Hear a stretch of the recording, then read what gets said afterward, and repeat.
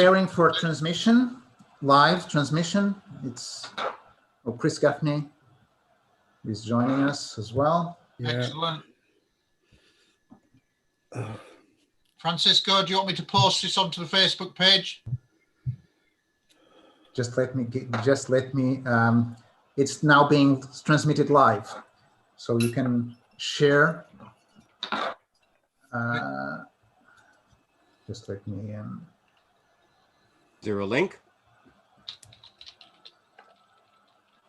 I will put the chat box.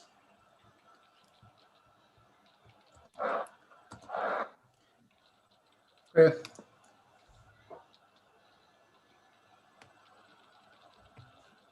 Okay, on the chat box you have the link. Okay.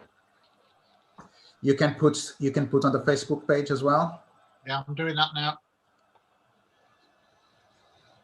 Okay, so we are live on Facebook, on YouTube. Thank you all for attending. We are doing a roundtable with some ICER representatives and deputies. I welcome, of course, Gary as the Vice President of ICER, Don Schmidt, Eamon, Andrea Simondini, Chris Gaffney, Victor Vigiani, and Zogranyan Evgeny from Russia. This is being this live session is basically to allow people to put some questions if they want, once both press conferences that happened, the global one and the European one, were basically for a press conference, and some of you may have been asked to leave or could not enter the room. So we have now placed this session on YouTube specifically for the general public to place some questions. So you can place your questions on the chat box if you want. We are going to have some conversation, of course. You know that Eamon, for example, is an astronomer. If you need some assistance with science, Gary Heseltine, as the Vice President of ICER, can also answer some questions. Don Schmidt, as a representative from the US and a well-known researcher from the Roswell case, can also give you some answers if you have any doubts. And Andrea Simondini from South America. We are also waiting for Giorgio Piacenza, who may be joining us soon. And I know that Philippe would like to have some questions as well. He's my co-host, my colleague from the Exopolitics Portugal. He has been doing a great job promoting ICER and divulging all the information about ICER. We have already 2 questions here from Striff Wilson, but I can add this. In ufology, integrity is extremely important. I would like to ask Gary about his involvement in the upcoming movie Couple Green, as Gary was the lead researcher in this movie. Okay, yes, Couple Green is now in post-production. I'm not an editor. I'm the lead researcher, and that documentary will have been in production for 4 years in July. A long time, but I'm told the phenomenon was 7 years. Now, I certainly don't want it to be 7 years, but we're hoping to release the film later this year. But it's in the hands of the editor and the director, Dion John. I don't have his professional editing skills. He's a professional editor. So we've kind of identified which are the pieces that we need. But obviously, when you've got, excuse me, 65 hours of material, squeezing it down into a 2.5-hour documentary is a mammoth task of selection. So that's in with the editor, but it should be out by the end of the year. Okay, and another question, why did he include, Larry Warren, He's known to be a fabricator. Well, no, let's quickly answer that. A controversial figure in Capo Green is Larry Warren. He is actually the original military whistleblower of the case. During my reinvestigation of the case, which took 4 years, I met with, online, and had interviews with many military witnesses. And when I researched that, I spoke with Sergeant Adrian Bustinza on 2 occasions, and he said that Larry Warren was in the field with him. He was a sergeant at the time, so I think he should know. And the other person that verified that Larry Warren was there to me personally is a former US security police officer called Steve Longero. And he said, and I met with him in England when he came over, and he said he trained with Larry Warren and he saw him in what's called the staging area on one of the nights. So that's 2 direct witnesses, military witnesses. That's good testimony. Adrian Bustinza has gone on the record on at least 8 occasions over the years saying that Larry Warren was there. The problem is it's a controversial account, and actually there are hidden agendas at play. I'm not going to go into them. There are hidden agendas at play, and my book that will come out later this year will set the record straight, but there are agendas at play. Okay. Philippe, do you have a question? Okay, I would like to welcome you all. First of all, most of you I already met at Exorealidades interviews. Others I met at New Frontier Network. For me, it's a privilege to have you here. I would like to address a question to Gary. I would like him to speak to us a little bit about his background and to explain to us the events that led to ICER's formation. Right, my background is 30 years of policing, 6 years in the Royal Air Force Police, and then 24 years with the British Transport Police. For the last 19 years of my service, I was a detective constable, not a high rank, and I chose not to go high because I liked interviewing people. I was a specialist advanced interviewer of suspects and witnesses. My background in ufology really begins in 2002 when I launched, while still a serving detective, an unofficial national police database about British police officers who encountered UFOs. So that's now obviously been running 19 years. I have something like 550 cases going back to 1901 involving 1,100 British police officers. That's how I became known within the subject. After a time, I then began to be asked to do lectures, both initially in the UK and then eventually around the world. And I've now lectured in 18 countries. In 2010, I was given the Disclosure Award in Washington, DC by Steve Bassett's PRG organization, which was a real privilege. But going now to ICER, it actually stems. I came into it in the second tier of involvement, because the first tier, and I'm going to hand over to Don now, Don and Roberto were the first people to get involved when they went to China. Don, do you want to explain that bit? Well, yes, it came more to us as a proposal as to putting together at that time some form of joint effort between here in the States, America, China, and Russia. And there was a small delegation that in the third meeting attended from Moscow. We had private meetings, and then the invitation was reversed. We were then invited to become part of a 5-continent conference directly in Moscow. And that is where Gary and a number of the others, such as A.J. Garriard, who became involved.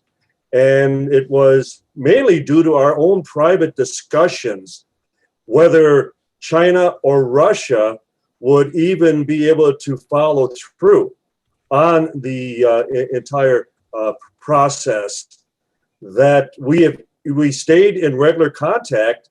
And over the last 3 years, well, as we launched this past week, was the final results of such a coalition that we are approaching 30 countries. We are fully confident we will eventually reach up to 50 countries. And so this is unprecedented. In some ways, we can thank the Chinese, but sadly, they are waiting on the sidelines right now. But we are certainly working to fill that void once again.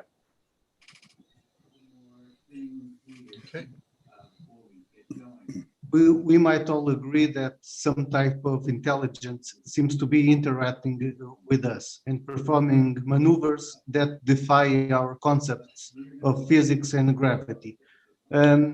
Is inside the ICERs community a general conclusion about its extraterrestrial origin, or is there a possibility for a different approach? Well, I think I'll let Victor, you go, Victor. That's a good question, and that question has been thrown around a lot. Is extremely perplexing. Okay, what people have to understand is that we are way past just cataloging sightings, looking at videos. That's important, you know, and the Pentagon's done a great job of putting all this information out, but we are past that kind of thing. ICER is involved in what comes next, and our position is very clear. Beyond sighting reports, beyond whatever the Pentagon is saying or doing, that's all very, very important with respect to disclosure, and people need to know that. People that have no idea of what's going on need to pay attention to all the disclosure issues. But what ICER is involved in is that we are convinced, absolutely convinced, that we are being engaged by off-world civilizations. And that move and that understanding and that perspective will eventually become part of the narrative that the Pentagon, the US Navy, and all those other military entities globally will eventually get to. So it really doesn't matter. We can discuss documents, we can discuss videos, we can discuss sighting reports. That's all history. What we are talking about is what comes next. What comes next is the fact that we are being engaged by off-world civilizations, and we need to pay attention to how we move forward to create awareness programs, not only about the UFO, UAP reality that's happening right now, but the fact that we will be eventually engaged by extraterrestrial civilizations, off-world civilizations. So, you know what it's like, to answer your question, it's like driving a car with the windshield painted black, and the only access to information you have is looking in the rear view mirror. And that's what, generally speaking, most of society is doing. They're driving a car with the windshield completely blacked out, and the only access to information they have is looking in the rear view mirror.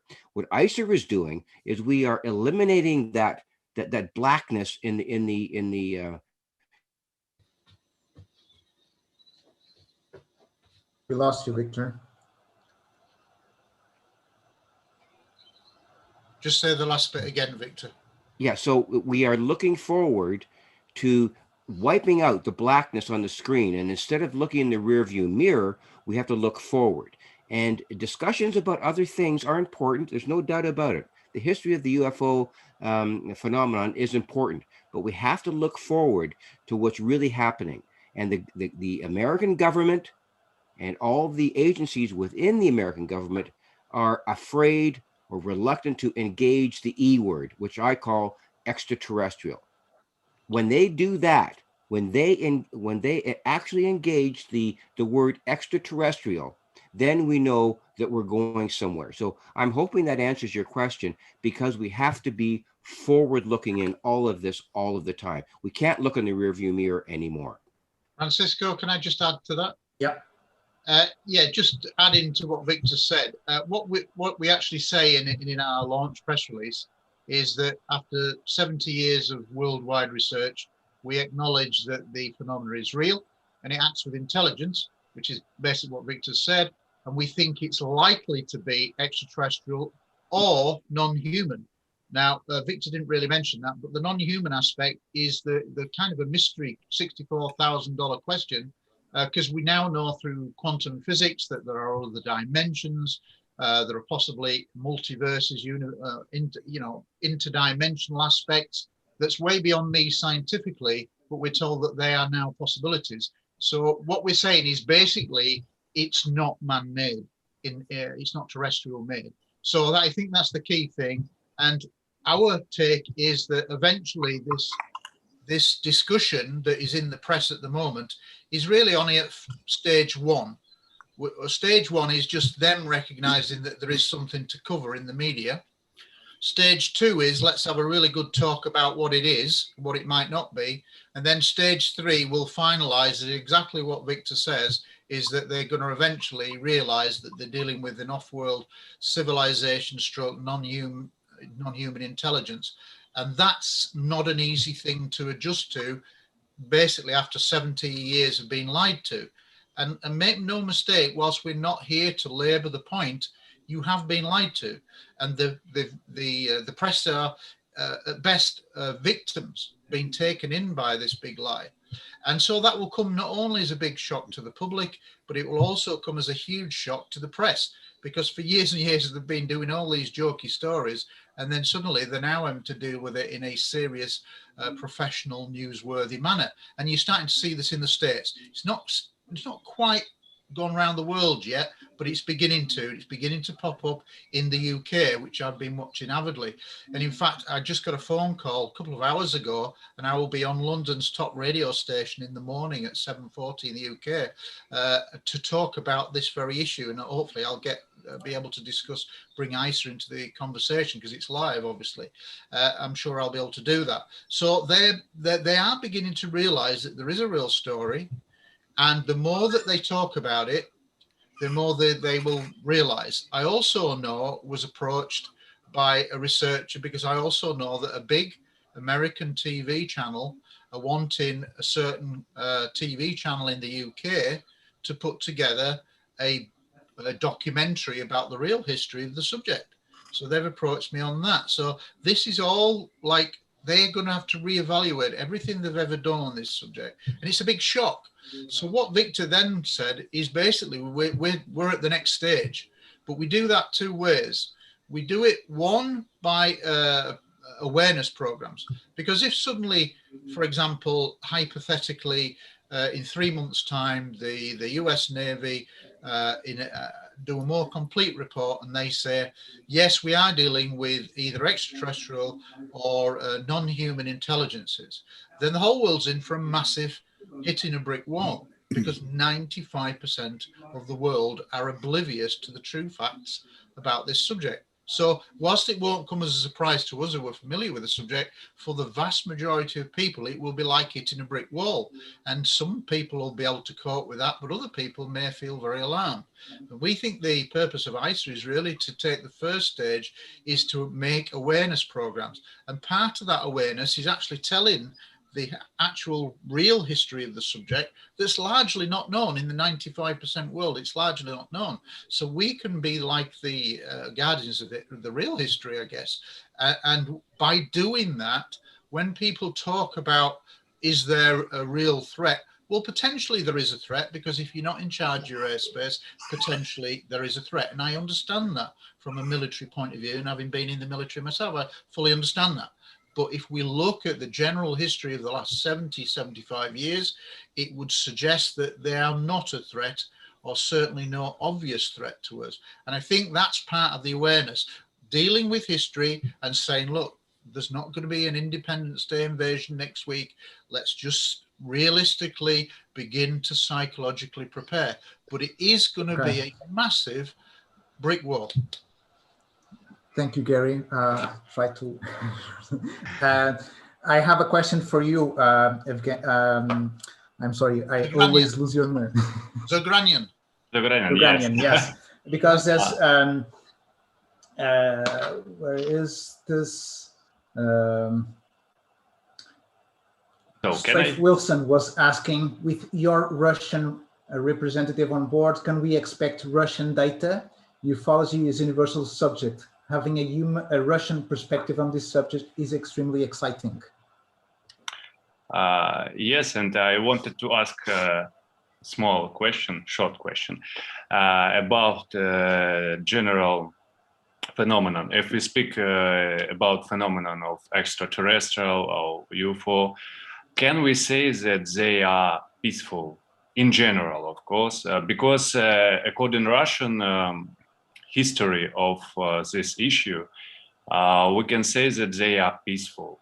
And I think that ICER as organization should say that they are peaceful, or maybe it's a mistake. So no. That's what we are saying, Zagranian. You know, we are saying that it's peaceful.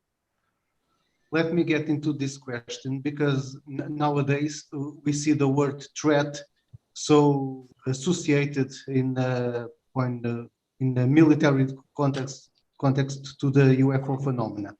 How will ICER help to erase that this threat, this stigma now associated to the phenomena? Who do you want for that one, Francisco? Victor, go on, Victor. Yes, Victor. Yeah, I think it's important to recognize that with respect to whatever this agenda is, the so-called agenda of whoever these extraterrestrials are, none of us really know who or what they are, what they represent, where they're from. It's just not something that's generally known among UFO, UAP researchers. However, there is one caveat, and that's the contactees or the experiencers that have had, and many people discount this, have had direct contact, interaction on a personal level with these off-world civilizations. And a lot of people really don't really understand that these individuals, experiencers,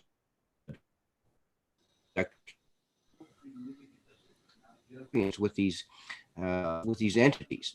Now, we either discard all of that information at this point, or we take it as a positive or a dispositive aspect of how we are being engaged by these civilizations. We've got two polemics there. We either discard that information about contact, or we take it as an assumption that it might be real. So from the point of view of whether or not they are a threat, if in fact these off-world civilizations are a threat, two scenarios have happened. Either they're infiltrating us at a clandestine level, with respect to a government, whatever, and doing things that are deleterious to our own civilization. That's one possibility. And I can't discount that. No one can discount that. Or that these entities are benevolent and sitting back and watching us as a human family trying to get through all of this. And once we do one or the other, we have to either dismiss the threat scenario or engage these off-world civilizations. And they will have certain expectations,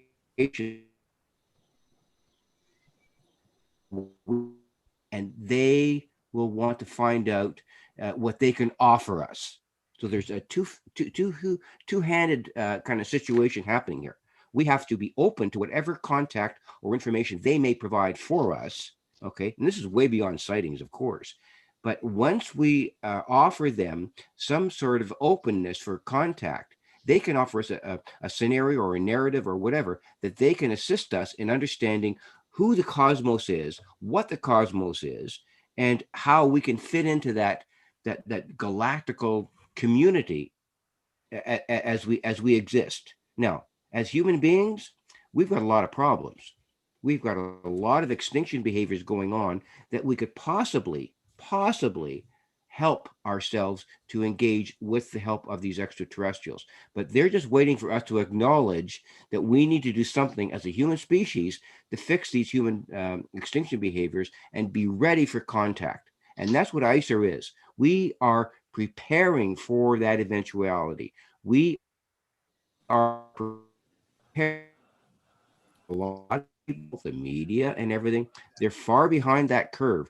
ICER is ahead of that curve. And we need to understand that with respect to the hard work that ICER has to do within the next 2 to 3 months to provide the human family with information about where we go next. So I'll leave it right there.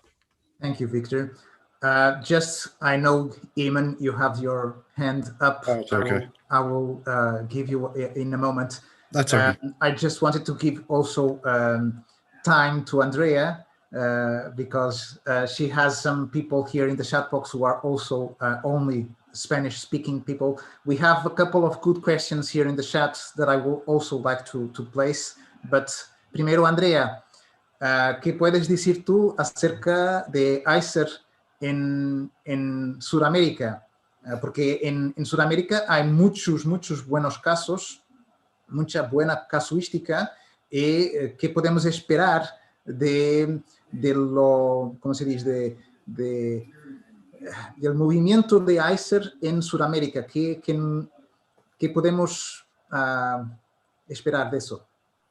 Bueno, en principio ya empezó a dar resultados porque partimos de la base de que el fenómeno, ICER define que el fenómeno es real y que además vendría a ser un aporte desde el campo civil, que viene con mucha experiencia, donde confluyen científicos e investigadores y que le aportan esta mirada de equilibrio en el concepto que viene asomando sobre que se presenta como si fuera una amenaza. Y fíjate, Francisco, qué interesante que a poco ayer de presentar en Latinoamérica, hoy me llegó un mail de un oficial de la Armada Uruguaya contando un episodio idéntico de los que venimos escuchando a nivel de Estados Unidos, de la denuncia de los pilotos aeronavales. Entonces creo que eso es el mejor ejemplo que puedo aportar del impacto que está teniendo ya en nuestro continente, rico en casuística, en informes increíbles. Para nosotros es un gran desafío llevar adelante esto a escala global y además no perder de vista el tremendo objetivo que nació en Moscú de cara a las Naciones Unidas. Así que estamos muy comprometidos con este proyecto. Perfecto, gracias. Andrea, for the English-speaking persons, was just saying that she has just had a confirmation from Uruguay that similar events that are been happening in the US have been happening also in South America. And so it's quite interesting to see this. Obviously, it's a global phenomena, and it's interesting to see ICER just being born in these times of so much information coming out. Iman, you would like to say something? Okay, yeah, just following on from what Victor had to say there about the contact situation. Just want to mention that quite a few of the representatives are bringing, an enormous amount of knowledge and experience to this, over many years.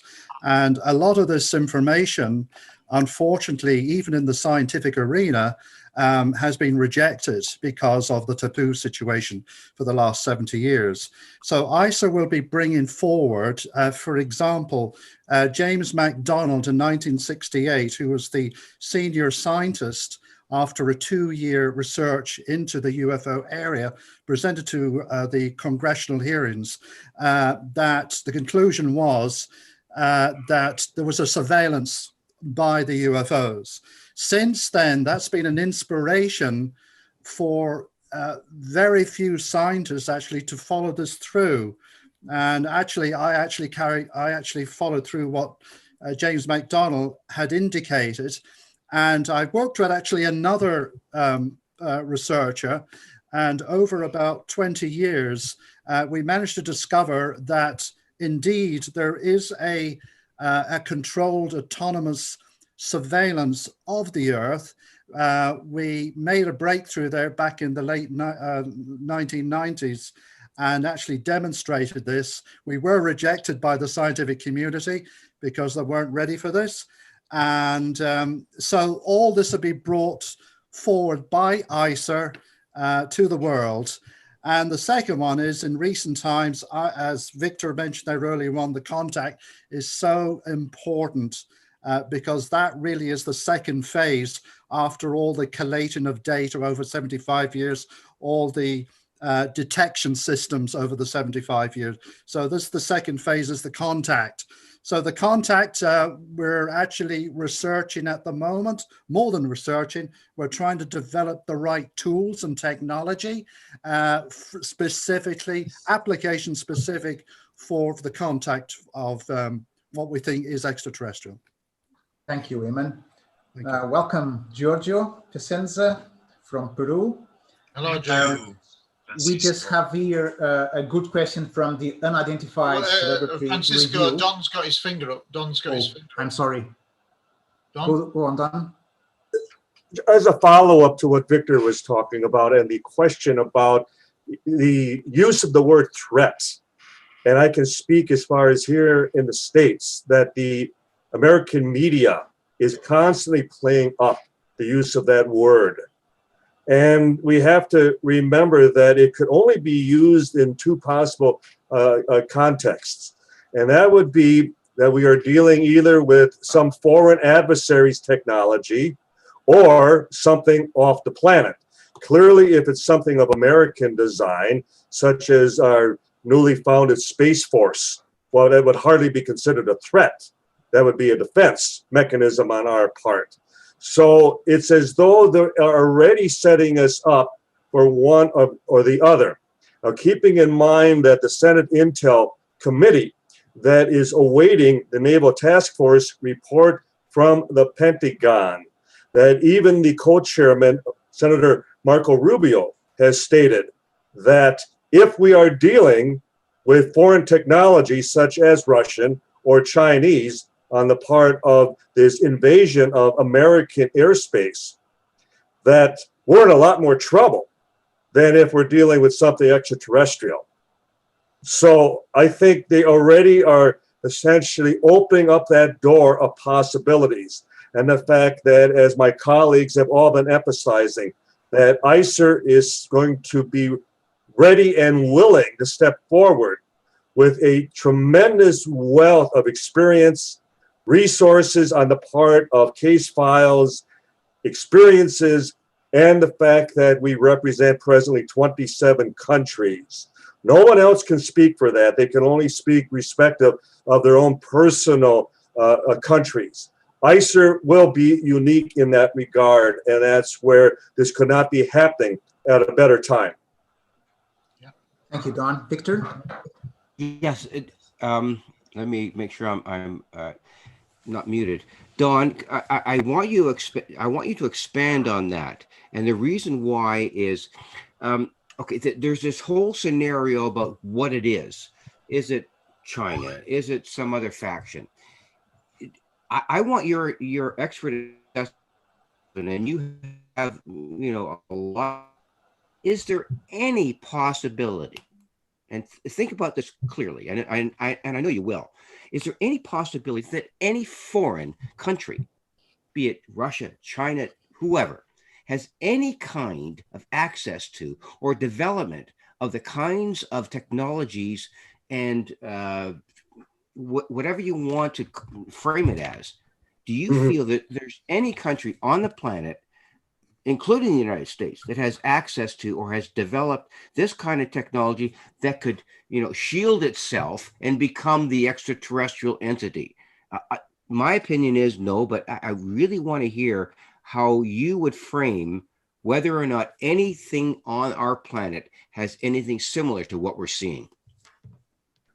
I find it amusing that they are attempting to package this as though this is strictly in the here and now over the last 20 years.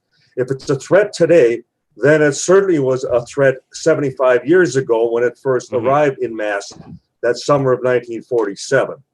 And yet, the technology, even at that time, was always described, the Twining letter, for example, that it defied conventional capabilities at that time, and the irony that here we are 75 years later, and that it still does. And yet you have arrogant scientists such as Neil deGrasse Tyson, just the other day on Joe Rogan again, dismissing the whole Tic Tac as far as film as birds, reminiscent of Donald Menzel at Harvard, as far as constantly, as Dr. Heineck would tell us, he'd walk into a screening room and he would be shown gun camera footage and he would wave his hand, claim it was birds, and just walk right out.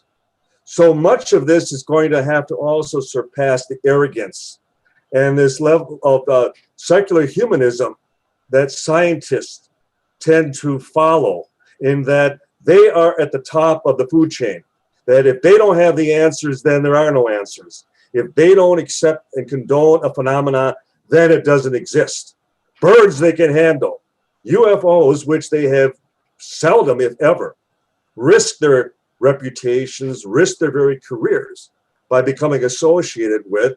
And it's one of the reasons that they're paid off. It's one of the reasons that they all work as far as off of government grants. And so they have been, as far as useful idiots in that regard. So again, ICER has an opportunity in that we need to step forward even in greater effort, in that they shouldn't go to scientists who have been at the back of the line all these years, examining this situation. We've been at the forefront, and we need to make sure that we are the ones recognized who can provide the answers that we've been working on now for almost 75 years. Can I just say something quickly?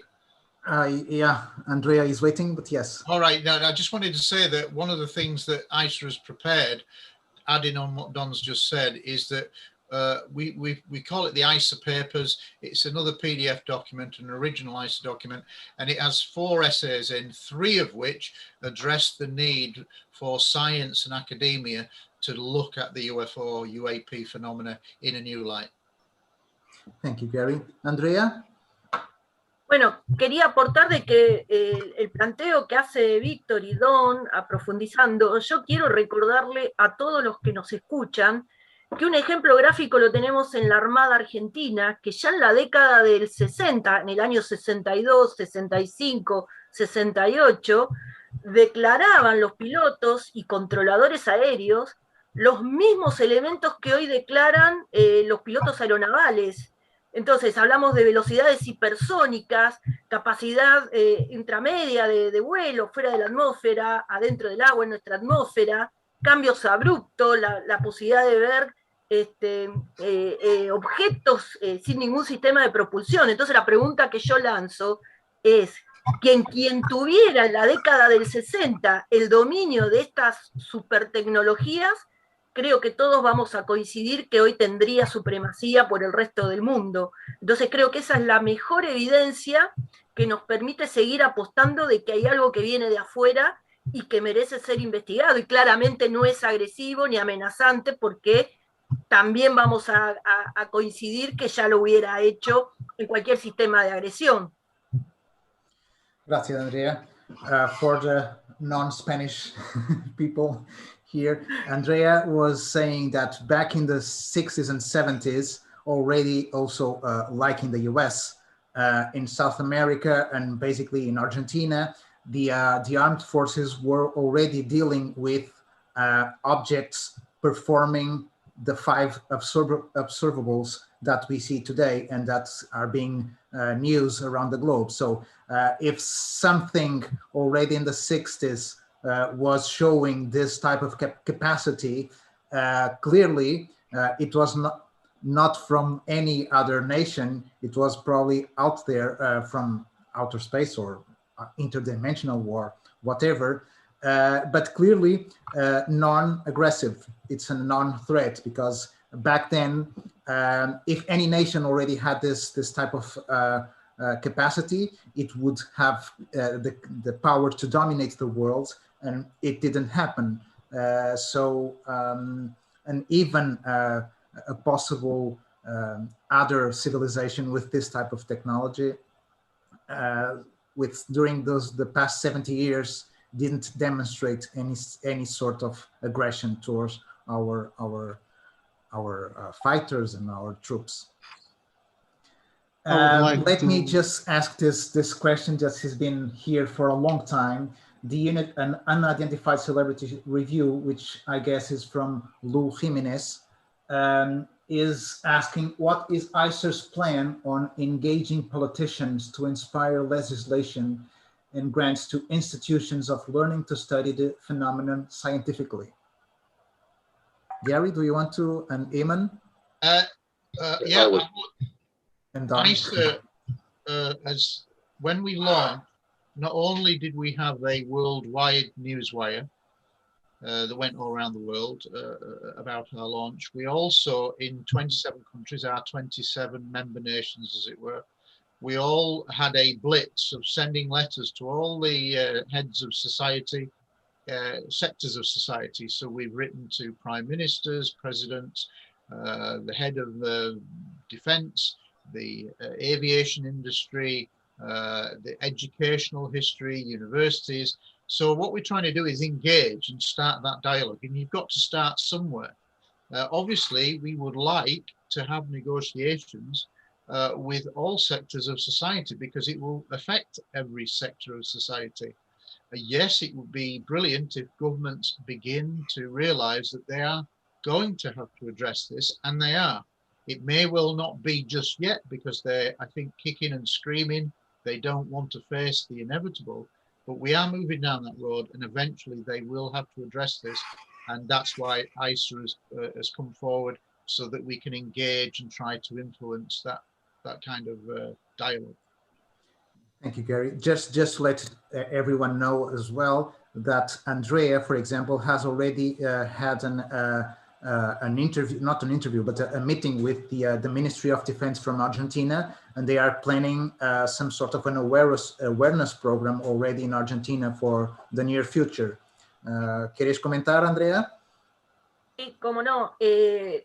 Hace exactamente un mes tuve una reunión con el ministro de Defensa de Argentina, que entre las cosas que le fui a presentar de alguna manera son las credenciales de esta nueva organización, planteándole además la importancia de avanzar de cara a las Naciones Unidas en torno al recupero de no solo las viejas iniciativas, sino el recupero de poner en agenda global el tratamiento de este fenómeno, con muy buena recepción. Y coincidiendo con el lanzamiento de ICER, también le mandamos una carta con todos los objetivos de ICER, así que estamos muy contentos por la respuesta de gran apertura que dio el ministro a este emprendimiento, a este desarrollo. Okay, so about a month ago, she had this meeting with the Ministry of Defense from Argentina. He showed very openness to the subject, to get more information. She sent and presented him with the objectives of ICER for the near future. And so there's this good relationship that was established and can be of good use for the near future. Eamon, I don't know if you would like to comment as well.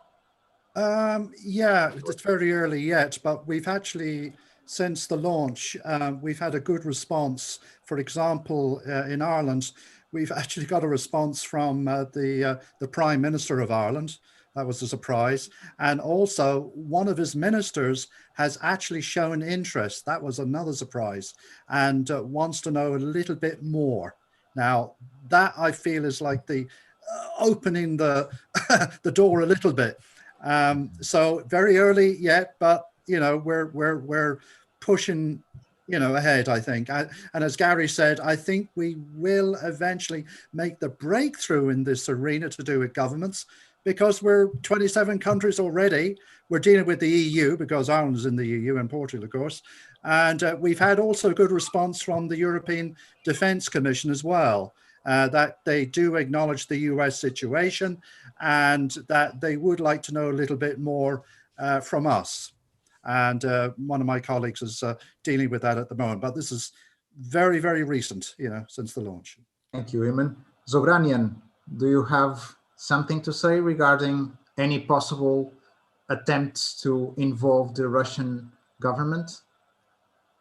Yes, and it's another my question. Small. Some of you know Semyonov, He took part in 5 continents conference in Moscow, and soon he will have an interview with an auditory more than maybe 2 million people. But he also asked me when I spoke with him about promotion of our organization. He asked me about the legal base of our organization, how we registered it. Maybe we are a non-commercial organization or association. So I think that for forward steps, we should have a base, a loyal base, a legal base. And after that, we can put forward in this topic, I think. So in Russia, we are working about. Thank you, Zogranian, and just to make people aware that indeed ICER is now an official registered international association with a legal base in Portugal, with social security number, with a tax-paying number as well, and there are still more bureaucratic steps to fulfill, but we are indeed, we are not a virtual group, a Facebook group. We are indeed an institution that wants to work, an international institution that wants to work seriously. Don, you were— Yes, getting back to the political aspects, and I think too often UFOs are made political, especially here in America. It often comes down in between party lines, party affiliation.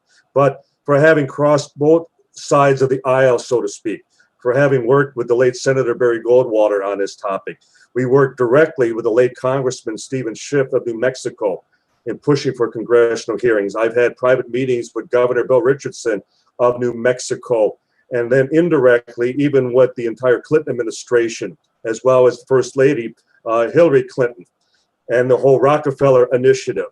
I foresee that no matter what the outcome over the next month or in the next number of months, that there has to continue the press for congressional hearings in Washington, and that for the first time, witnesses would be subpoenaed, that we would be able to provide people at high levels, both scientific and military, that could testify under oath, that could be provided immunity to speak as far as unclassified matters, and truly educate the world as to what is going on the front lines, what the pilots are encountering, what the scientists have been as far as determining as far as statistical analysis, and what the actual witnesses, the similarities, the patterns from country to country to country. And I think most of the media would be just dumbfounded as to, well, why has this been going on behind my back and we weren't aware of it? Well, we have been knocking on your doors for decades. It's time you finally open the door. Thank you, Don. Before I went to Gary, I would like Victor? to ask Don. I want to pick up on an aspect that nobody's talking Gary, about. Victor was first. Sorry, and sorry, Philippe. No, I'll defer to Gary if you want. It's fine. No, you go, Victor. It's all right. Okay. No, Don, you make so many good points on this. And I guess what we're dealing with here is a level of understanding with how the general public and the media are kind of trying to drink in all of this information. Essentially, the mainstream media is indolent and ignorant about this whole, ignorant about this whole issue. So what we have to provide for them is most substantial information at the most basic level about what this issue is. So I think that is one of the key things that ICER has to do. And even the people that are listening right now, we've got journalists and many other people. Media has to understand that they've been behind the curve on this for 45 years. That's just an estimate. And they have to do some catch up here. And it's up to us to provide them with the information that allows them to get up to speed with where we are right now. So it's like talking about the Bible. You've got the Old Testament and the New Testament. Right now, we are in the New Testament of UFO, UAP disclosure, and all of the great work that's being put forward by the number of agencies and media. We are in the New Testament right now. The Brian Bender, a Politico article that just came out on Friday, is probably one of the best chronologies of what's happened so far. And if you haven't read it, you have to go to Politico and listen to, watch, and read Brian Bender's assessment of what's gone on so far. He doesn't encapsulate everything, but it's a primer. It's an indication that the U.S. media has been plugged into and will continue to be plugged into this issue. So, you know, we're in a catch-up game here in allowing Frank and Edna, who are sitting on their porch, who know nothing about this, to get up to speed with this. So that's where we're at right now. And it's important that we really kind of frame this whole issue so that everyone digests it properly and in a framework that is understandable with respect to what the realities of what the U.S. Pentagon, with the U.S. Navy, and what all of the videos are really telling us about this issue. And how do you bring people up to that? You just have to inform them. So I think that's what ICER is doing. We want to create those opportunities for people to get up to speed and then make their decisions as to what they understand about what we're doing. Thank you, Victor. Gary? What I want to say touches on that, but it's an area that's not been discussed at all. But it may well have some merit in the sense that it's unprecedented what's happening in the United States, without a shadow of a doubt. However, we don't know what's going on in Russia. We don't know what's going on with China, the two big adversaries, if you want to call them that. But those two big giant countries are dark on this. And yet, do they want to admit that the things that are happening in the US airspace are absolutely happening in Russian airspace and absolutely happening in the other country? So in Chinese airspace, I suspect that it's absolutely happening all over the place if you've got the sensors. But the problem is do countries that are enormous countries, do they want to admit that they are vulnerable? And I think there's an element of that we're not even talking about. Will Russia want to admit that actually they are flying around in Russian airspace with impunity? Do China want to admit that they're flying around? So we might be into a bit of a political game, and it's not being talked about at all yet. But I suspect that at some point there will be liaison meetings between the US, China, and Russia on this very issue, because you cannot have America coming out saying that we're dealing with something that's extraterrestrial, non-human, which is likely to go down, and then Russia and China saying nothing. So I think that's another debate, but it's one that will come. Thank you, Gary. We have a question here from the Unidentified Celebrity Review. Lou Jimenez is asking a follow-up question. What is ICER doing to engage residents not aware of these issues to pay attention and make calls and write letters demanding more data? Don, Gary? Don, do you want to say anything? Oh, right. Well, Don. well, certainly. Okay. No, go ahead, Don. Oh, okay. As we have foreseen our mission from day one, it's a case of transferring the narrative over from officialdom.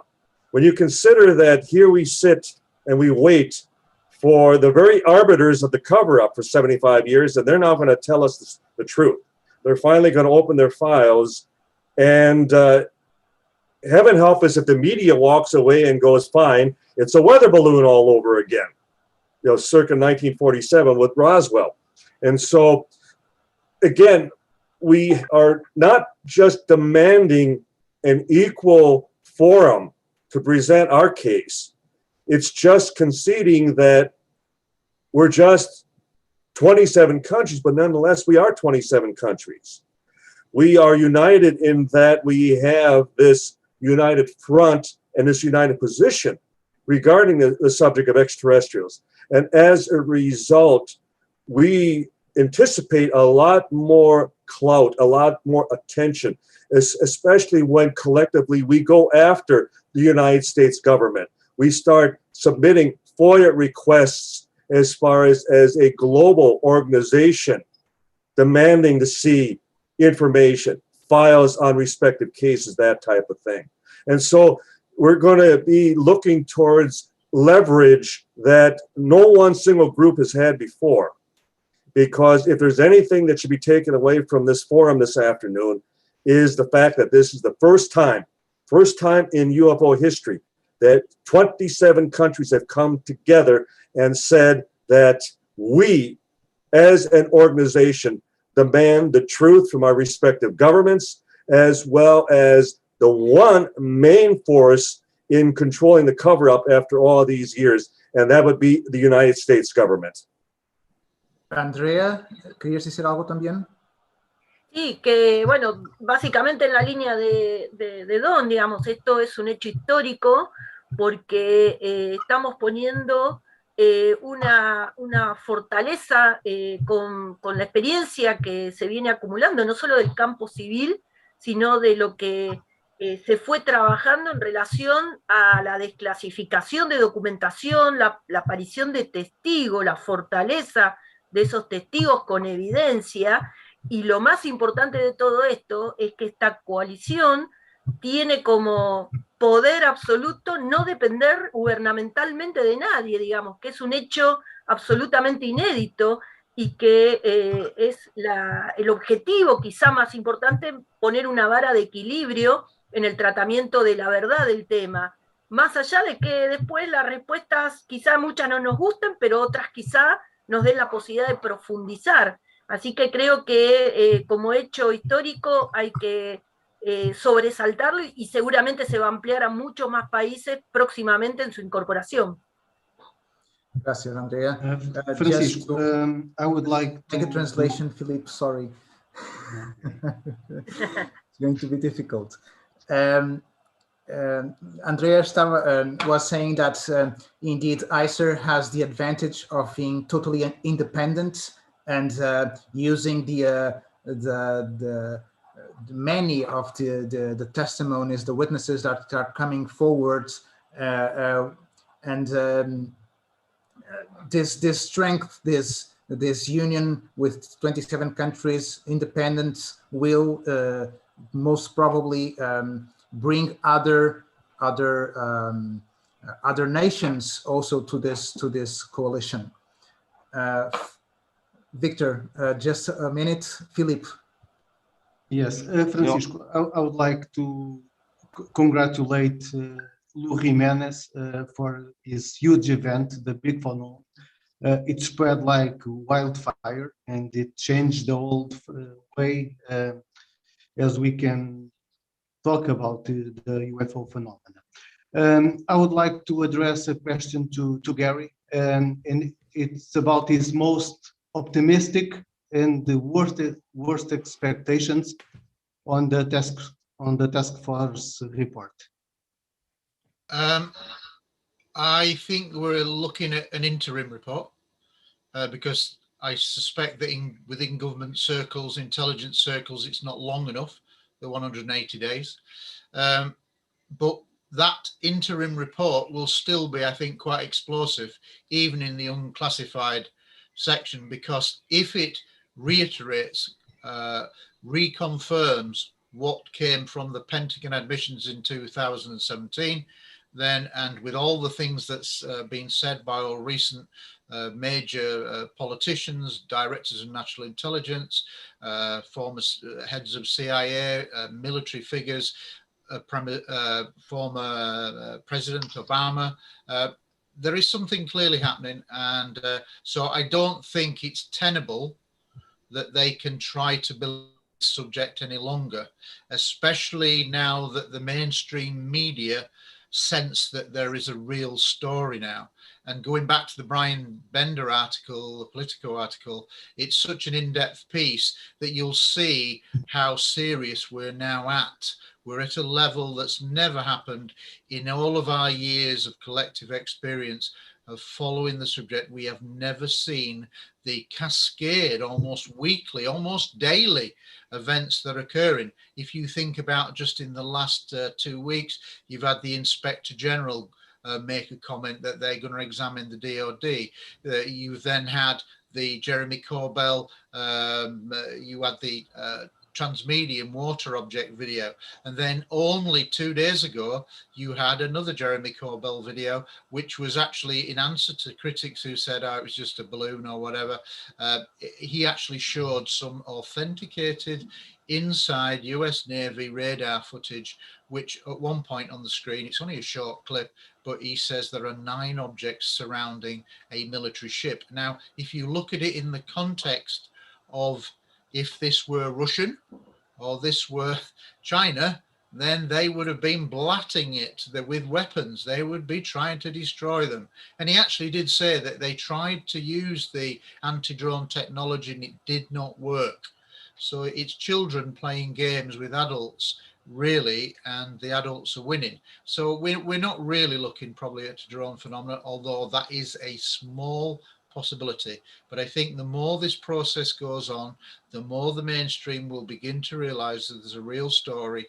They will start doing their job that they have not done for 70 years, and they really go to town on it, and that will create a lot of pressure, as well as the likes of ICER coming forward on an international global approach. Thank you, Gary. Before we go to Don, Victor? No, I had a suggestion here, but I'll defer to what Gary just said. He's spot on, and I know Don wants to say something, so I'll defer to Don. This is extremely explicit with respect to how this is all playing out. We would never, and I know Don and Gary would agree with me, this would never have happened even like 5 months ago. This is all revelatory information that is waking up people who, journalists specifically, who know nothing about this. And we have to proffer this information in a way that these journalists, and they're so very important, Brian Bender and Leslie Kane and Ralph Blumenthal, all these people, we have to proffer this information in a way that they can get it out. They're believers. I know that Leslie, and I know that Ralph, and I know that Brian Bender are absolute advocates of this issue. So if we can get the mainstream media plugged into this, it's going to be another level of extrication of the cover-up. And so that's my point. So Don, I'm not sure how we go forward with this. Gary, I'm not sure how forward we go with this, but we need to move this forward to a platform of international media resonance of the issue.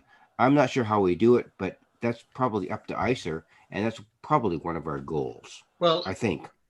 Just sorry, Don. Just quickly on that. Well, I got to go. That's why.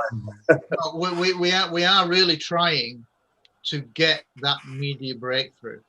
Because the media can help ICER a great deal. We need them on mainstream TV channels to give us an opportunity to state our case to millions, not smaller audiences. So that's the breakthrough moment that you're speaking about. And when we do have that, as I'm sure we will have that breakthrough moment, then ICER will have arrived, and it will open up many more doors because it will be on an international global news platform. So I do think that will happen, but the mainstream media, if they're listening, you can help that make them happen quicker. Sorry, Don, I cut in on. Well, I'm going to make one final comment, then I do need to leave because I have another media interview that is waiting. And then Victor, I'm with you later for another forum this evening, correct? With Danny Sheehan? Well, okay. Yeah. the one thing that the media, because I foresee that the government is not going to do that here in the States, is that it would provide whistleblowers an opportunity to step forward without fear of reprisal. The idea that we all are personally aware of many military sources, many people who have been told, you didn't see anything. There is no report to fill out. Nothing happened here. They need as far as a confessional, they need as far as a repository, they need a listening organization that is willing to take their information down for prosperity. And that being ICER, if the government doesn't do it here in the States, if the media doesn't get an avalanche, a flood of whistleblowers by any form of acknowledgement on the part of the Pentagon, on the part of the Senate Intel Committee here in the United States, that ICER should also then avail themselves, that we are willing to take such testimonies. We are willing to confidentially talk to these potential whistleblowers, not only in the United States, but throughout the world. And I think we might be amazed at how many people may indeed step forward. And that's where we could really create the effort to push for a phase 2. Because if the United States doesn't come as far as they should, we're going to have to continue pushing. Because if they can take this to a certain level, and once again, we're working on it, we'll get back to you basically in another 75 years. They are known for such tactics. I live with it every day here. And it's known as the Washington bureaucracy. And if we allow UFOs to become part of that bureaucracy, then ICER is going to have to step forward even more ardently and take charge, control the narrative. Otherwise, if the media continues to control the output of information to the public, they're only going to be getting 5% of the story. Thank you, Don. We have an interesting question here from Strafe Wilson regarding the non-threat possibility or the threat possibility, and it's about the fact that abductions, cattle mutilations, possible hybridization program, does that fit with a non-threat scenario?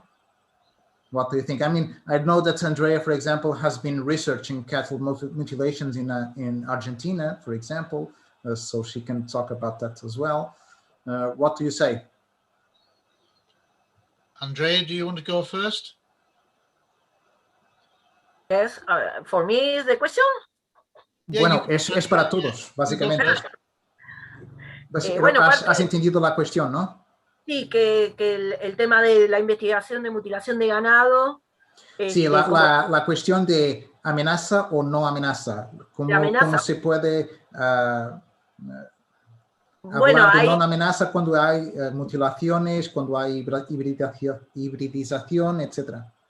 Bueno, ahí es una pregunta desde el punto de vista filosófico, porque depende del ángulo que se lo mire, digamos, la muerte o la agresión asociada a la muerte siempre es agresión, si no hay consentimiento, digamos, pero uno también lo puede tomar como una mirada investigativa, porque muchos desarrollos científicos se hacen con pruebas en animales que tienen que ver en la industria farmacéutica en una compatibilidad absoluta con determinados componentes. Por ejemplo, para no ir muy lejos, el ácido hialurónico en relación a la lubricación de lo que son las articulaciones que se obtiene del líquido sinovial del ganado vacuno. Entonces, si tenemos una mirada más investigativa, digamos, no sería agresivo. Ahora, es una gran discusión que creo que no es difícil responder en este momento, ¿no?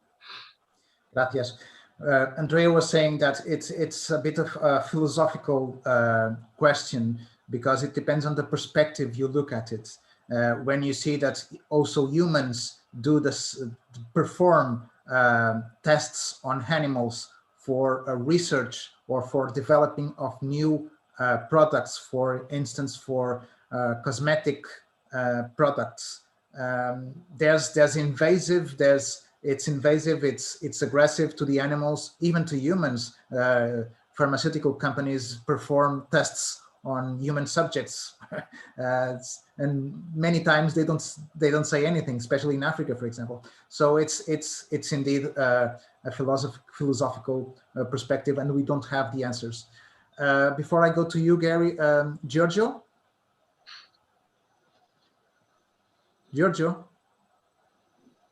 Oh, dropped out. Victor, Gary, and then Giorgio, and then Victor. The question is, it's a valid one, really, because while ICER is saying that there's no real threat portrayed over the last 75 years, it is true to say that the animal mutilation phenomena is worldwide, and is clearly not done by consent if you are the animal concerned. The abduction stroke contact experience is not often began or begins with permission. It's done surreptitiously. So there is an element that something is going on, but we would still say that if you had to put it into a percentage terms, then it's a very, very low threat level. And what Francisco has said there is valid. Yeah, they're doing things that we do. The question is, why are they doing it? And we don't know the answer. But whilst technically there are probably many species, races of off-world coming here, they will have maybe all different agendas. But so far, 75 years, we don't see an overly aggressive agenda on their part. Thank you, Gary. Victor, sorry, Giorgio, you were entered again. Froze. Victor? No, I'll defer to Giorgio. Go ahead, Giorgio. No, but Giorgio is frozen. Okay. No, I'll defer to whatever. I'll defer to whatever. We have another question here. Giorgio, are you already suited for? Yes, Yes? I was losing my Wi-Fi signal. I'm sorry. Yeah, well, in Peru, we also have some abductions. And I'm remembering a case that I was aware of while I was working at the Air Force. There was like harassment of these objects in the jungle of Peru. And people were scared in this little village, and they called the Air Force for us to go help. And somebody went there. And the situation was like a mini Colares, but it didn't last long. So I'm aware that there are things that from the legal point of view, from the human perspective, they are not correct. We should not accept being harassed by lights that can make us sick, right? So it is a very delicate subject, and it requires a lot of investigation. But even if a little bit of this is true, okay, the problem is that it tends to be magnified in the media. Little bit of a negative thing becomes too big. So we must deal with it. We cannot hide from it, but we have to be very careful about it. Yeah. Thank you, Giorgio. We have a question from Antonio Ferreira from Portugal. Aliens communicate through thought or telepathy. How can it be explained? How can they explain not talking about these cases so much? Because I'm sure that governments and others know about these developments. I'll just say something before deferring to Eamon, because this is in his area. But what you've got to understand is that a lot of the UFO community are really, really pushing for the consciousness aspect and contact to be addressed as in communication. ICER believes that we have to take gentle steps, and this will come down after the awareness. First of all, you've got to say there is a situation, we have to address it, and we'll address it through awareness programs. Once people are acclimatized to the reality that these things are real and we're dealing with other intelligences, then you can broaden it to go into different areas. The consciousness aspect I mean, it's huge, but it's not now. Eamon? Again, on the following through what Gary just mentioned there about consciousness, this is going into a very fundamentally a very new area, which is in the quantum mechanics, quantum physics.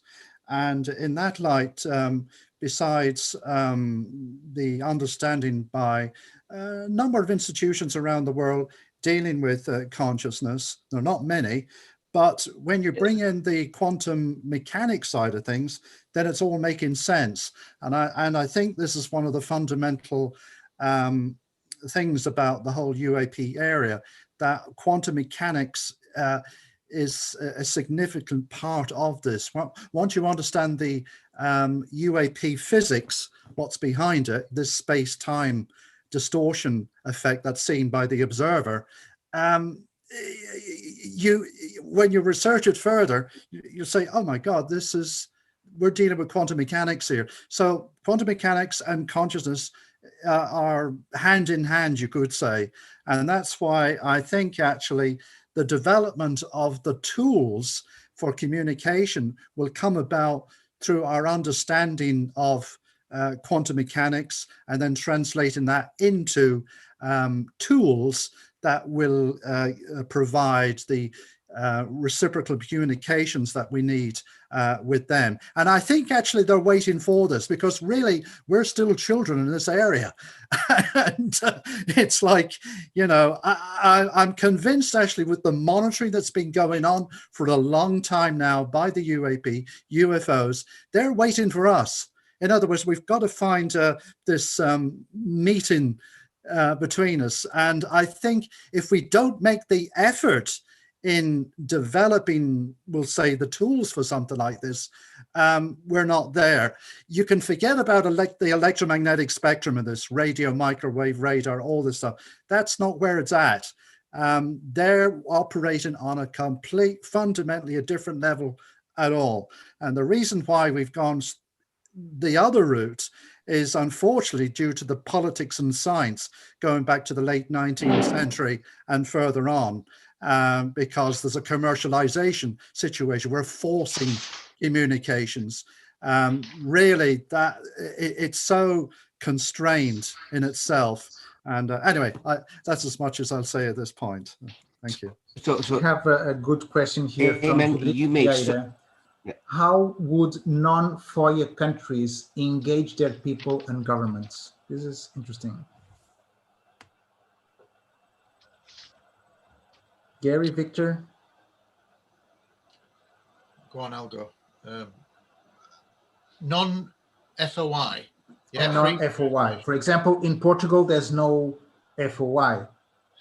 All that can happen is that if the mainstream media, the trickle-down effect from what's the developments in the United States, I think will eventually trickle down into all countries. It will happen at different rates, and it will often depend on the political regime that's in power. But sooner or later, if it is acknowledged that we are dealing with an extraterrestrial non-human intelligence, then that's going to be big news, and it will go around the world 24/7, just like COVID has, and it will be on every TV channel. That's when you really hit the mainstream, when it's on every channel 24/7, day in, day out. And it will do that when this breakthrough comes. So if that happens, that will inevitably be big news all around the world. And so even smaller countries that don't have Freedom of Information Act set up, that's going to unleash the press in those countries and other politicians to say, look, we need to get on top of this. And so I do think that eventually there will be a trickle-down effect, but it may take a lot of time in smaller countries that are very dismissive now. Let me address the question to Vitor. Let's imagine that we achieve disclosure in the next 2 years, or contact within 4 or 5 years. That would lead us to a breakaway civilization, probably with no petrol, with no electricity towers, doesn't this scenario collides with several huge interests from big companies? And how can those interests slow down disclosure? Okay. I can answer. Do you want me to go? Sure. Sure. What do you want to answer this, Victor? Yeah, sure, I could. Well, go on then, because he asked you. You know, there are so many different perspectives to how this thing will unfold or could unfold. And any one perspectives is any more important and another one. And if one wants to frame how this is all becoming evident to the international community, specifically to the journalistic community, these are the people that we need to get to. We need to get to the journalistic community, the Brian Benders, the Leslie Kanes, the Ralph Blumenthals, all of these people.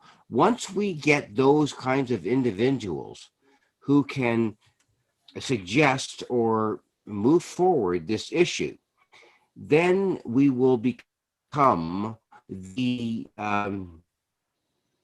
basis of information about what this issue is all about. We cannot, ICER is within its own limited resources. We can do so much. We can do a lot. But if we can get the international global media to plug into this issue, as Brian Bender did today, and I'll send that later on, if we can get those individuals out into the international media to recognize that this issue is the most important mission, entity, issue within the human family, then we can make progress. But until we do that, we are sort of kind of discussing issues within our own framework. We need to broaden this aspect into the international media, not just the United States government, not just into the international US media. We need to broaden this into the international media. So if anyone can move this thing forward within the international media, then we might become an international entity that will allow the prospect of this issue to be generated internationally. It has to be done internationally, not with respect to the US media, not with respect to any one indigenous group. This has to become international. So that's my perspective on this. I would. So, Eamon? Yeah, just following through what Victor just mentioned there, I think actually as, and hopefully ICER's influence, which hopefully will actually penetrate not only the media, but also governments, corporations and such like, and to make them talk about this situation that is a reality. And I think the presence will actually even further increase. I think you'll have a lot more frequency. I mean, it's already ramped up already in the States and probably in Russia and China. Anyway, I'll get to the point to do with the energy side. That was part of the question. Okay, we're dealing with nuclear power. We're dealing with the petrochemical industry. Power, energy is the biggest thing going on this planet. That could all change because you have a new generation coming up. Once they're aware very much so about the whole presence that's here, I think actually it may develop into a completely rewiring of consciousness. Now, that's really important what I'm saying here, because that is very much possible. And that would create the shift thanks to the trigger of the extraterrestrial situation, our presence here. That could be a major trigger. And I think the rewiring of consciousness could be all pervasive throughout the planet, which then will be reflected for the future to do with power, to do with, you name, education and such like. So that's, I think that's the transition I would see if everything goes well. Excuse me. Thank you, Eamon. Giorgio? Going back to the previous question of how would smaller countries or non-FOIA countries, how could we help in the situation there? When the leader, the top leader, let's say the general commander of the Air Force, decides that this is important, everybody else follows, aligns themselves. I asked a few pilots in the Air Force, and they had experiences, but they were afraid of speaking because they didn't want to damage their careers. But they told me, if the top brass gets involved and it says that this is okay, everybody else will start talking. So I think that ICER should try to make them feel that it's necessary for the president and the commander-in-chief people to get involved and that this is necessary. So if other countries do it, maybe our countries will follow through. And then everybody else will. Andrea? Only opinion. What Victor mentioned is correct. In my country, the mass media have never in the life covered the use like now. I'm surprised. Every day is communication with the UFO. It's good, my English. It's good, my English. Indeed. Thank you, Andrea. Perfect. We have a couple of questions here as well.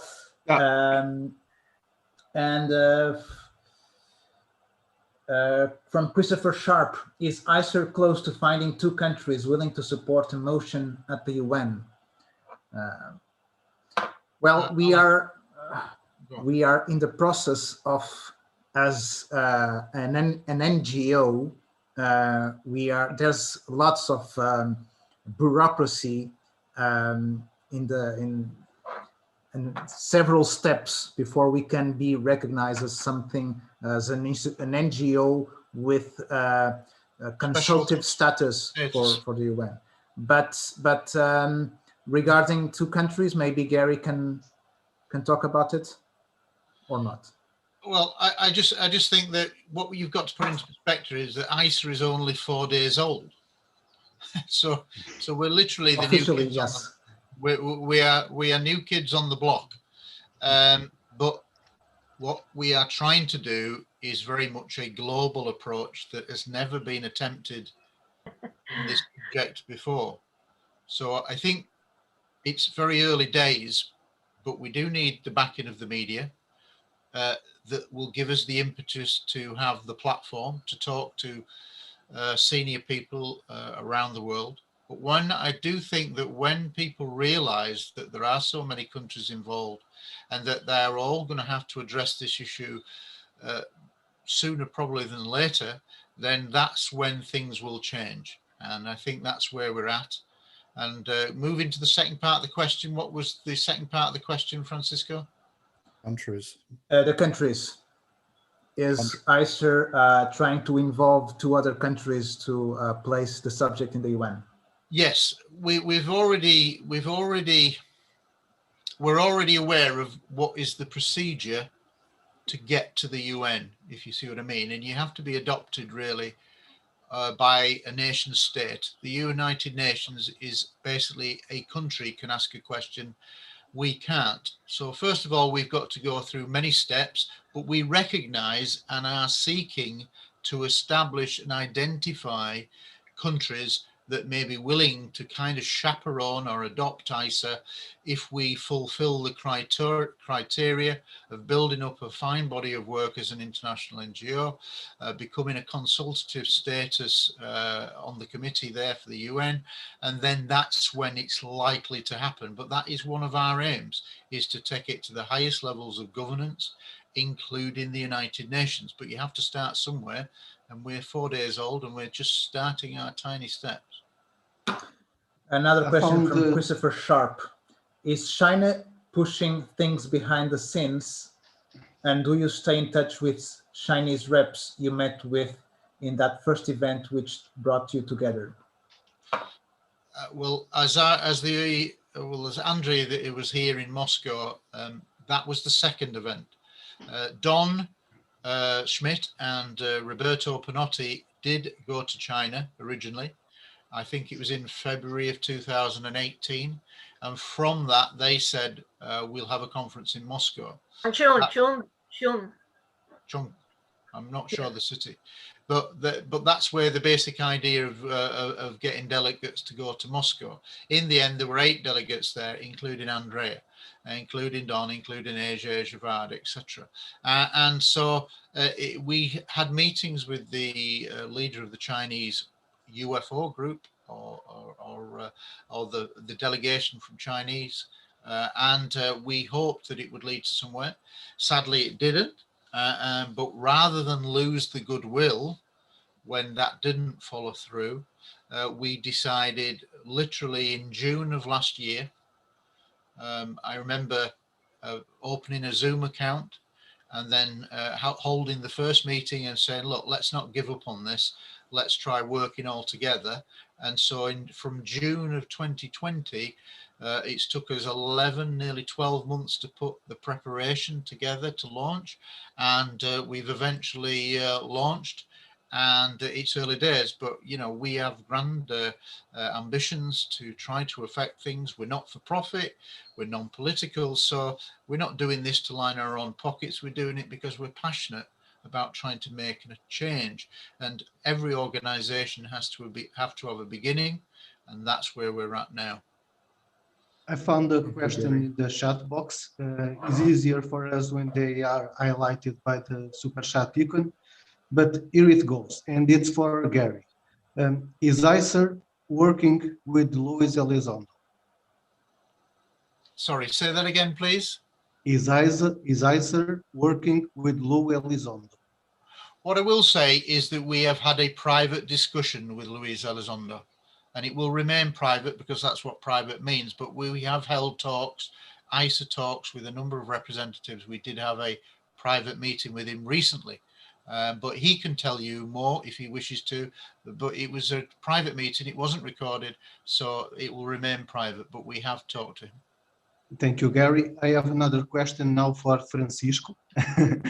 I would like to ask Francisco, how can the UFO community, the Facebook groups, the investigators by themselves help ICER? Well, ICER does not exclude, I hope I can speak like this, but ICER does not exclude anyone, wants to cooperate with everyone. I think this is exactly what ICER stands for, unite, as a set, as a group, an international group that wants to work together, because it's with critical mass that we may achieve our goals. So yeah, everyone is welcome to support our objectives, our goals, and we are open to talk with anyone that wishes to have a good talk, a rational approach to the UFO and to the contact phenomena. And so yeah, I think it's just like that. Just to go on that is, I've recently been approached by other organizations, well-established organizations, they want to have kind of a dialogue, and I've said that's fine. For the simple reason is that we're here to work as a collective. The days when people have got to lose their egos, we've got to say we all work on the same path, we'll do it in our own different ways. But ICER is willing to meet with anybody and have discussions. We're not better than anyone else. We're not here to criticize other organizations. we're here to just say, look, this is what ICER's mission is to create the awareness programs and then go on from there. We have a we're a proper international NGO. We're not a UFO group. We're a proper organization, registered legally, etc., with a managing body, a financial aspect, and whatever. So General Assembly. So we have to abide by the laws of Portugal where we're registered, and we're happy to do that. Our aim is to be long-term, and with each day that goes by, and if we can get the media on board, I think that we will make some inroads into this issue. But there isn't anyone else who are what I would say ahead of the game. As Victor mentioned earlier, we are way ahead of the game in thinking what happens if there is an announcement, and this is why ICER has been created, and why we are, I guess, strategically placing ourselves now ahead of the Navy Task Force report. So hopefully we can become a player in this global situation that's currently developing. We have a question also from Akam Trendes. I remember France was part of the ICER in the previous list of countries last year. Do you know why France isn't part of the coalition? France has never been been a part of. Well, yes, it did technically. Very early on, we had a representative, but he wasn't able to commit enough time to ICER, so he dropped out. So nothing happened bad or anything like that. But obviously, when you start getting involved in this process, there's been one or two people who have been like, oh, it's just going to take too much time up and I've got other things to be doing. And that's fine. But if you are going to be a part of ICER, you do need to be able to commit some time to this project. And so he wasn't able to do that. We are currently trying to identify a suitable national representative for France. And I had a meeting with a prospective or potential French delegate only 10 days ago. So this is a process that's ongoing. But what I have said at other meetings at the World Conference and the European Conference is that now we are out, we must be very careful about doing due diligence on people that we don't know who claim to be researchers. Obviously, if you went into Africa, we're not sure of many people who are doing active research. They would need to prove their credentials, and they would need to abide by the same principles and the oath that we've all undertook. So there will be a lot more vetting, I think, of the process. But obviously, we are looking to increase the nations, and hopefully, if we become more well known through the media, then they will know to who approach. We've had lots of, since we've launched, I've had a lot of people who are saying, I'm an engineer, I've had an interest in this subject, is there any way I can help? I've had other people saying like, I'm a graphic designer, I love what you're trying to do, can I help in any way? So I think you'll find that as we become more well known, people will, again, if the stigma starts to dissipate, they will feel able to come forward, and they may well have use for mutual use for ICER. But we are always trying to identify suitable people. And going back to the France, hopefully somebody is considering an invitation that we've made to him. We'll know in about 3 weeks' time. And we set deliberately 3 weeks because we said, look, we're going to launch now. We're currently 27 countries. It's a bit too late for the actual launch. So come back in 3 weeks, consider if you want to join us, and if you do, great. If you don't, fine, great. So we've got this launch period where we know that we're going to be really busy doing a lot of interviews, etc. And this is where we're building our base, as it were, trying to establish ourselves in the mainstream. So we're still only 4 days old. So in a few weeks' time, maybe we'll have a decision on France, but we actively are seeking to have a French national representative. And also remember that there's some bureaucratic part as well for the launch. For example, this was difficult and with signature recognitions, etc. By law. So it's a process that eventually all representatives will have to go through. So this is not just I want to enter. This is a process with some responsibility and by law as well. Andrea? Sí, un comentario porque viene bien esta pregunta, por lo mismo nos dijeron por muchos representantes por Sudamérica que no están incorporados, y me parece que es muy importante reafirmar que todos los miembros hoy activos en principio tienen una base de compromiso y responsabilidad en asumir el tiempo que requiere llevar adelante la organización. Por lo cual hay dos temas por los cuales no hay miembros de otros países.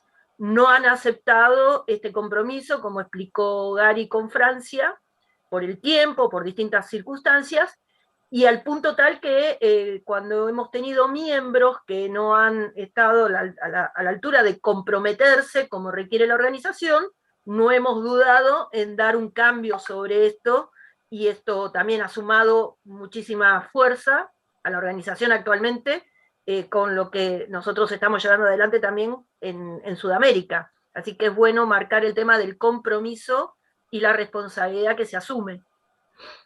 Exactly. Andrea was just referring that they had several other people approaching the South American representatives, and there's a commitment that is needed, and we evaluate that commitment as well during the process, during time, and there have been other representatives who have lacked that commitment and eventually went their own way. It's also what makes us strong, in the sense that there's a real commitment to go through all the procedures and to be recognized as an ICER representative or deputy. So it's what makes us also strong. I have another question, if I may, now for Gary. Are you in any way connected to the United Nations Office of Other Space Affairs? Not yet, but obviously when we're trying to reach the highest levels of governance, and we've talked about reaching out to the United Nations eventually, then obviously we will be trying to reach out to them as well. What you've got to also understand is that the situation that we're talking about could very quickly change. If in 6 months, 9 months, a year, there was a major breakthrough, then I think things would very swiftly change for the United Nations, because I think straight away countries would then start asking questions on the floor of the United Nations, just because they'd find out that it was real. And so they would naturally have questions. So I think it would change very quickly if there was a revelation. Thank you, Gary. There are a couple of more questions, and I think we are reaching the time, because we are almost 2 hours. That's good. Streaming. Just let me, I don't know if Philippe, have you gone through the questions? I'm a little bit lost, I confess. No, but I have a question for Eamon. Because Eamon is an astronomer, and he led a team in a non-precedent investigation leading the possibility of communication behind the speed of light. Can you tell us about those experiments and the importance of those for further communications in the galaxy? Okay, yes. Okay, this is an area that we've been pioneering. We have a small team actually of scientists who have decided to take this cause in hand. And what we've, okay, this is in an experimental stage at the moment. We have a laboratory where we've developed the precursor stage before the faster than light communication system. Okay, so we actually have to prove the precursor stage of it in the experiment, and this is to do with time delays, etc. So once we've made the breakthrough in that area, and we're hoping to do that in the next 2 months, then we are in a position for the most exciting part is actually to go into what we call quantum superluminal communications. And this is what we think is what the extraterrestrials and non-human intelligence are actually using, interacting between them. And as you quite rightly said there, Philippe, on a galactic level, because you can have instant communications, believe it or not, on a galactic level. Not you have to wait 10,000 years for a signal using the electromagnetic spectrum, but using QSC, and one can achieve instant communication. And that's how I think, if we're assuming, or we go on the premise that extraterrestrial civilizations that are expanding from their star systems, you say within our own galaxy. So if you're expanding from your star system, you're not going to use the electromagnetic spectrum for your communications. It's futile. Forget about it. You've got to be using something like what I'm just sharing with you. And that's the reason why, even if it comes out it is extraterrestrial we're dealing with, and they're from another civilization, great. So we actually have a huge advantage that if we can make the breakthrough in QSC, not just with the presence of the extraterrestrials around us, but this will actually open up to the whole cosmic community. All right. I mean, that could be massive, you know. So this is independent, private research going on. It'll be part of ICER's remit as well. And we will, you know, do as much as we can in that area. And this actually fits in with all the millions of people that have had contact in all different ways, through even on a preliminary basis through dreams, and then eventually through, say, physical encounters, of course. So we would see actually a democratization of the communications taking place. It's not one country that will do the communication. If you take, for example, SETI, well, SETI is very much focused on, you know, certain institutions. We see this completely global, as ICER does. So I would see a global form of communications because if it works out that we can do it in real time, because that would be the aim with the extraterrestrial non-human intelligence, then we can do it on a 24/7 streaming basis. All right. So that's what we're pioneering. And we've taken the initiative there a while back. And this is, we can't see governments doing something like this. They've already got their agendas. The military have their agendas. The ETs are well aware of what the governments are doing and institutions, etc. So it's a citizens' initiative. And that's where the ICER comes in as the umbrella for all that. Thank you, Iman. And I'm going to place a final question before going through final remarks from all the attendees. But this is from Lisa Galarno. What work do you think media bloggers need to do to move the narrative in the appropriate direction? Gary? I think the best way that the bloggers out there can help ICER is if they believe that ICER's aims are honest and justified and a worthwhile approach, then you use your skills to make our launch video go viral. We don't have those skills, and we don't know the people to do that, but that video has never been done before in the way it's been done. 14 researchers from 14 different nations, all saying a line each. And that's unique. It's all subtitled in 14 languages. That, in my opinion, will do great work for ICER if it goes viral.